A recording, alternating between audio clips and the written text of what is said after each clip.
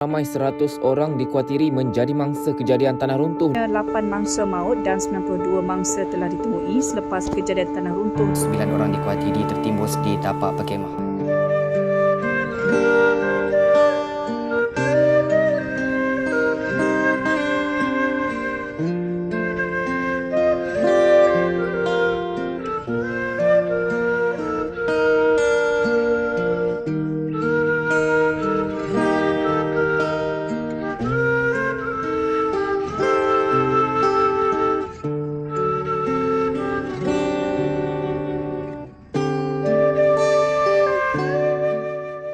Assalamualaikum warahmatullahi wabarakatuh. Cik Farhan dan Cik Amar hari ini. Apa khabar? Selamat.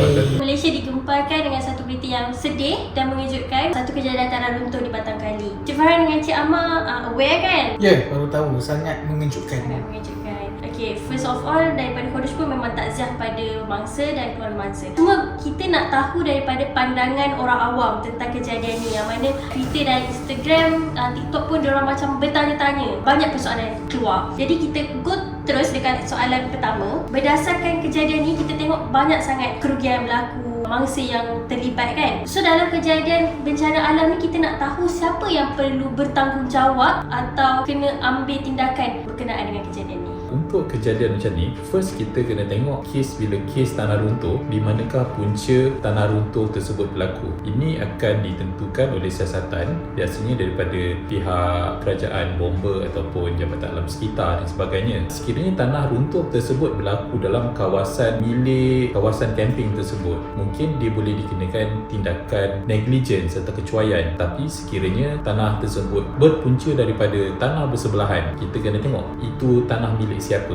adakah milik kerajaan, milik individu, milik syarikat, dan kemungkinan tuntutan kerugian boleh dibuat terhadap pihak yang lagi satu. Dan itu bukan sekadar tu saja, dia orang kena lihat secara siasatan bukan dibuat secara keseluruhan, adakah wujud sebarang elemen kecuaian ataupun benda ni memang betul-betul natural disaster. Bila Cik Farhan bercakap tentang siasatan, jadi kita pun sebenarnya kat Malaysia ramai private investigator, right? Siapa yang perlu melaksanakan siasatan yang betul-betul, ataupun kita sendiri boleh hire, mungkin family nak hire private investigator ke? Okay, dia sebenarnya bukannya sekadar private investigator. Kita kena lantik satu pakar ataupun kontraktor yang ahli berkenaan dengan cerun tanah. Sebab ini projek-projek ni berkaitan dengan garis panduan pembangunan di cerun-cerun tanah. So kita kena lantik pakar-pakar ataupun kontraktor yang ahli, yang ada pengetahuan berkenaan dengan projek-projek ni. So mereka ni akan bagi pandangan-pandangan yang asing. Maksudnya pandangan yang tersendiri. Mungkin pandangan daripada pakar-pakar dari pihak kerajaan, dia ada pandangan yang tersendiri. Tapi daripada lantikan-lantikan yang baru ni, independen yang bebas, mungkin dia ada pandangan yang lain. So lagi banyak pandangan pun bagus. So kita boleh rujuk mana yang terbaik lah untuk kita rungkaikan masalah ni. First of all, basically kita biarkan dulu, bagi kepada pihak yang berautoriti lah, kerajaan laksanakan dulu kan. Kita dah tahu siapa yang perlu bertanggungjawab, apa siasatan yang perlu dijalankan. Tapi sebenarnya yang paling penting kita nak tahu adalah bagaimana nak cover kerugian-kerugian berlaku dari kerugian nyawa, kerugian properti. Sebab yang terlibat pun bukan orang dewasa saja, anak-anak pun ada, properti dari segi rumah, kereta dan sebagainya. Jadi kita nak tahu pasal properti dan pasal ni, siapa yang perlu dituntut dan siapa perlu menuntut. Okey, yang ingin menuntut biasanya kita tahu siapa mangsa yang terselamat kepada waris-waris kepada mangsa yang maut. Pihak yang menuntut juga boleh kemungkinan sekiranya punca tanah runtuh tersebut bukan disebabkan oleh milik tanah sebelahan, mereka pun boleh jadi pihak yang menuntut juga. Pihak yang dituntut itu adalah yang macam kita cakap tadi, bergantung kepada keputusan siasatan. Sama ada sekiranya itu kecuaian pihak camping site itu sendiri kerana tak monitor lereng ataupun dia ada taraf-taraf bukit tak mengikut garis panduan yang dibenarkan, itu dia boleh jadi pihak yang dituntut. Kalau disebabkan oleh faktor lain, jiran punya tanah, ada construction ke, ada pembalakan ke, itu mereka boleh jadi pihak yang dituntut. Dan sekiranya natural disaster, sekiranya lah, maksudnya kalau sekiranya syarikat tu dia dah buat yang terbaik lah untuk pastikan dah ada kelulusan, memang semua diselenggarakan dengan baik, jadi saya percaya bahawa dia boleh minta juga papasan insurans. Jadi kita tunggulah siasatan dulu before keluarkan apa-apa statement, especially orang awam. Jadi kalau betul macam Cik Ahmad kata, pihak campsite dah menjalankan tanggungjawab dia yang terbaik dan sebaik mungkin disebabkan natural disaster, adakah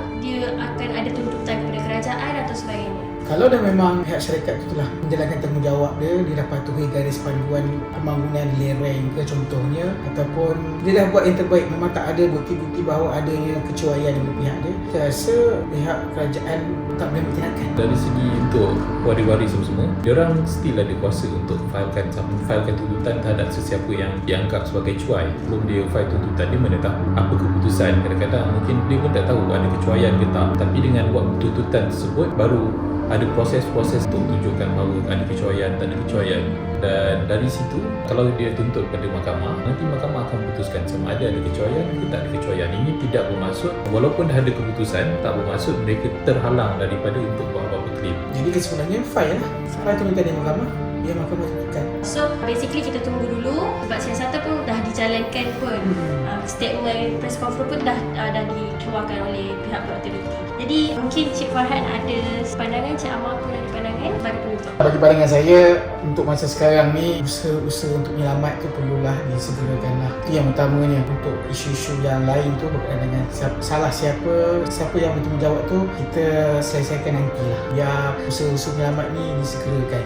Ini yang perlu diutamakan. Cumanya takut, cumanya harap pihak kerajaan ambil perhatian untuk dengan keadaan hujan sekarang ni, patut dia kawasan-kawasan berhampiran pun sepatutnya dikosongkan lah. Mungkin kalau pada Kodesh pun kita mengutamakan keselamatan pasukan penyelamat juga. Kita tak nak ada second insiden yang lebih teruk kepada pasukan penyelamat juga kan. Sekarang ni pun kalau nak pergi hiking, kebanyakan tempat-tempat hiking ditutup. Yelah, untuk musim monsun. Kenapa antara isu ni, kenapa persoalan campsite ni masih dibuka, sedangkan telah keluar warning bahawa hujan akan berterusan, terutamanya kawasan pantai timur sehingga bulan 2 kan. So that's all. Thank you so much Cik Farhan, Cik Amar. Okay. Terima kasih. Korang dah tengok video tadi? Jangan lupa untuk like, Button share jangan lupa. and subscribe gang. Jangan lupa tekan lonceng. Kalau kamu ndak buat, kamu kan ada kuat. Court is now in session. Kan dah kena dakwa.